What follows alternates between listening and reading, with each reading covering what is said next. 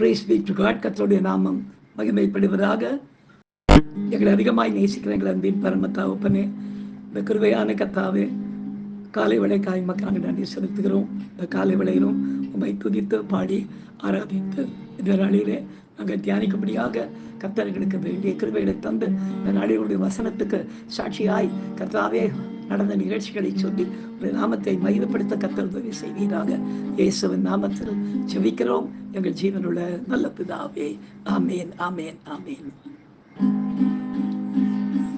கர்த்தரை நம்பியே ஜீவிப்போம், கவலை கஷ்டங்கள் தீர்ந்திடும், கைவிடா காத்திடும் பரமனின் கரங்களை நாம் பற்றி கொள்வோம், கைவிடா காத்திடும் பரமனின் கரங்களை நாம் பற்றி கொள்வோம்.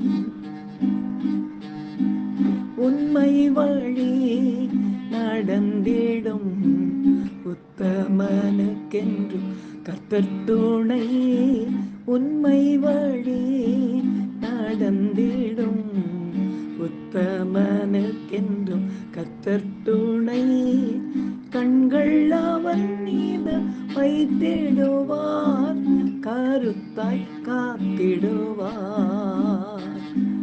கண்கள் அவன் மீது வைத்திடுவார், கருத்தாய் காத்திடுவார்.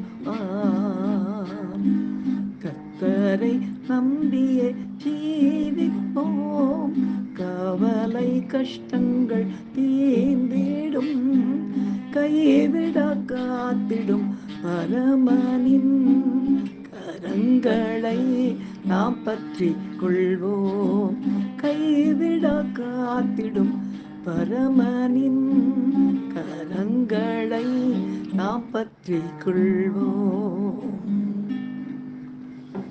எனக்கு அருமையானவர்களே, இந்த நாளிலே நாம் தியானிக்கும்படியாக கர்த்தர் நமக்கு கொடுக்கிற வார்த்தைக்கு நேராக நாம் கடந்து போகும். பிரியமானவர்களே, எடுத்து வாசிக்கலாம். நீதிமான்களுடைய ரட்சிப்பு கர்த்தரால் வரும், இக்கட்டு காலத்தில் அவரே அவர்கள் அடைக்கலம் என்று எழுதப்பட்டிருக்கிறது.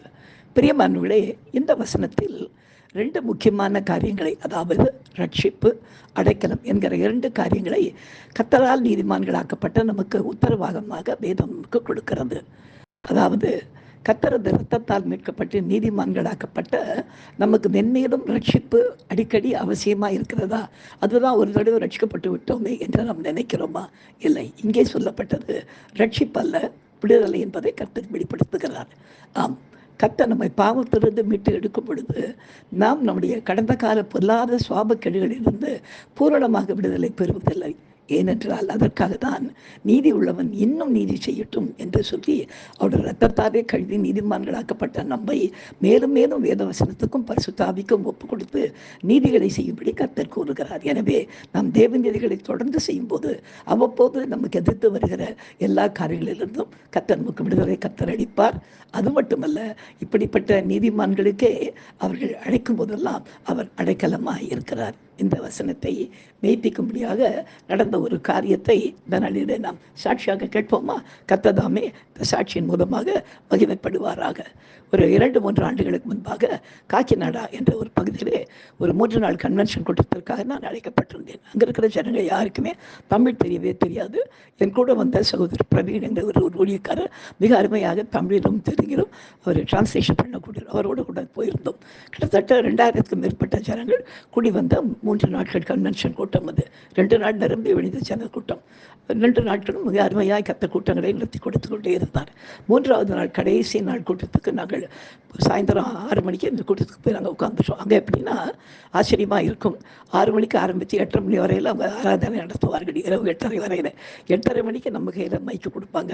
நம்ம எவ்வளோ நேரம் வேணாலும் கர்த்தருடைய கிருபையாய் தேவ வார்த்தையை பிரசங்கிக்கலாம். அப்படி ஏறக்குறைய முந்தின நாள் விடிய காலம் 1:30 மணி ஆயிடுச்சு. என்றைக்கு எவ்வளோ நேரம் ஆகுன்னு தெரியல. இன்னும் கூடுதலான ஜனங்க வந்திருந்ததுனால சந்தோஷமாய் நாங்கள் பிரசங்கத்தை ஆரம்பிப்பதற்காக ஆராதனை முடிஞ்ச பிற்பாடு ஒரு ஸ்பெஷல் சாங்கை பாஸ்டர் பிரவீன் பாடினார். பாடி முடிச்சுட்டு நாங்கள் தேவ செய்திக்குள்ளே கடந்து போக ஜெபத்தை ஆரம்பித்தேன். ஜெபம் ஆரம்பிக்கும் போதே அவர் என் கூட சேர்ந்து அவர் இந்த ஜெபத்தையும் பிறகு டிரான்ஸ்லேட் பண்ணுவார். நான் தமிழில் ஜெபிக்கும் போது அவரால் ஜெபிக்க முடியாமல் அவர் தடுமாற ஆரம்பித்தார். எனக்கு என்னத்தை நான் கண்ணை திறந்து பார்த்தேன், பக்கத்தில் தான் நின்று கொண்டிருக்காரு. அவர் தொண்டையிலிருந்து ஒரு சின்ன சத்தம் கூட வரவே இல்லை. என்ன பண்ணுறதுன்னு தெரியல. ஏன்னா அடுத்து வேறு யாரையாவது அங்கே பிரசங்கமாக இருக்குது, அங்கே ஆட்களும் இல்லை, அங்கே தமிழ்லேருந்து தெலுங்குக்கு சொல்லக்கூடியவங்க டிரான்ஸ்லேட்டர்ஸ் அங்கே யாருமே இல்லை. இவர் ஒருத்தருக்கு தான் தமிழ்லேருந்து தெலுங்கு பண்ண தெரியும். நான் தம்பி பார்க்குறேன், அவரை கஷ்டப்படுறாரு, தொண்டையில் கையை வச்சுக்கிட்டு என்னவோ பண்ணுறாரு. எனக்கு என்ன பண்ணுறதுன்னு தெரியல. ஜனங்கள்லாம் உட்கார்ந்து ஜனங்கள்லாம் முழங்கால் நிற்க ஆரம்பிச்சிட்டாங்க. முழங்கால் இப்போ இப்போ கூட்டம் எப்படி நடக்கும் அப்படியே ஒரு சூழ்நிலை வந்து விட்டது. ஏன்னா இப்போ யாரும் பிரசங்கம் பண்ணே பிரயோஜனம் இல்லை. ஏன்னா டிரான்ஸ்லேஷனுக்கு அங்கே ஒரு ஆள் கூட கிடையாது. அவர்கிட்ட காது போய் கேட்டபோது வேறு யாராவது டிரான்ஸ்லேட்டர்ஸ் இருக்காங்களா, தொண்டை உங்களுக்கு பிரச்சனை மாதிரி இருக்குது அப்படின்னு அவர் இதை ஃபஸ்ட்டு தலையாட்டினார். அப்போ ஆண்டவரே, நீதிமான்களுக்கு நீரே அடைக்கலம்னு சொல்லியிருக்கிறீங்க, எங்களுக்கு இப்போ வேண்டிய விடுதலை நீங்கள் தான் கொடுக்கணும்னு மனசுப்பட ஜெபம் பண்ணிட்டு அந்த கூட்டத்தின் நடுவில் எல்லாரும் முழங்கால் நின்ற வேளையிலே அந்த பிரதருடைய தொண்டையின் மேலே கை வைத்து, ஆண்டவரே இந்த தொண்டை உடனடியாக இந்த பிரசங்கத்துக்கு ஏற்ற விடமாக நல்ல கணியில் பேசக்கூடிய அளவிற்கு டிரான்ஸ்லேட் பண்ணக்கூடிய அளவுக்கு தொண்டை திறக்கப்படுவதாக என்று சொல்லி அந்த நாளிலே சென்றித்த அடுத்த நிமிஷத்தில் அவருடைய தொண்டை அந்த கட்டுகளை கத்தர் முற்றிலுமாய் அறுத்து போட்டு பூரணமான அந்த விடுதலை அவருக்கு அந்த நாளிலே கொடுக்க கத்தர் சித்தம் கொண்டார். கர்த்தருடைய நாமம் மாத்திரம் இந்த சாட்சியின் மூலமாய் மகிமைப்படுவதாக. எனக்கு அருமையானவர்களே, நாம் மேலே மேலே மேலே ஆண்டவருக்கு உகந்த பிள்ளைகளாய் நாம் வாழ்ந்து கொண்டிருக்க நமக்கு உபத்திரம் வராமல் போகும் சொல்லவே முடியாது. நீதிமான்களுடைய ரட்சிப்பு கர்த்தரால் வரும் அப்படின்னா நாம் வாழ்ந்து முடிக்கிற வரையில் அவருடைய ரட்சிப்பு நமக்கு தேவையாக இருக்கிறது, விடுதலைகள் தேவையாக இருக்கிறது. எனவே நீதிமான்களாக இருக்கிற நாம் மேலே மேலே நீதிகளை செய்து கொண்டிருக்கும் போது மட்டுமே தான் கர்த்தர் நமக்கு அவரை தேடுகிற வழியிலே அவர் நமக்கு அடைக்கலமாக இருப்பார். கர்த்தரை தேடுவோம், விடுதலைகளை பெற்றுக்கொள்வோம். அவர் நமக்கு அடைக்கலமாக இருந்து பெரிய காரியங்களை செய்வாராக. நாம் ஜெபிக்கலாம். எங்களை அதிகமாக நேசிக்கிற எங்கள் அன்பின் பரம தகப்பனே, இந்த கிருபையான விளைக்காய் மக்கள் நாங்கள் மறு செலுத்துகிறோம், மகிமைப்படுத்துகிறோம். ராஜா கர்த்தாவே, இந்த நாடுகளும் கூட கர்த்ததாமே எங்களை கொடுத்த கர்த்தாவே இந்த நல்ல விளைக்காய் உமக்கு நன்றி. கர்த்ததாமே இந்த சாட்சியின் மூலமாய் மகிமைப்படுகிறதற்காய் உமக்கு நன்றி. ராஜா, நீதிமான்களை நாங்கள் இன்னும் நீதிகளை செய்யும் போது நாங்கள் இப்படி கூப்பிடுகிற வேளையிலெல்லாம் எங்களுக்கு அடைக்கலமாக இருக்கிறதற்காய் உமக்கு நன்றி செலுத்துகிறோம். தொடர்ந்து நடத்தும் இயேசுவின் நாமத்தில் ஜெபிக்கிறோம் எங்கள் ஜீவனுள்ள நல்ல பிதாவே, ஆமென். என் ஆத்மாவே கர்த்தரை ஸ்தோத்திரி, என் முழு உள்ளமே பரிசுத்த நாமத்தை ஸ்தோத்திரி. என் ஆத்மாவே கர்த்தரை ஸ்தோத்திரி, அவர் செய்த சகல உபகாரங்களையும் மறவாதே. ஆமென். ஹல்லேலூயா, ஹல்லேலூயா, ஹல்லேலூயா. God bless you. Thank you.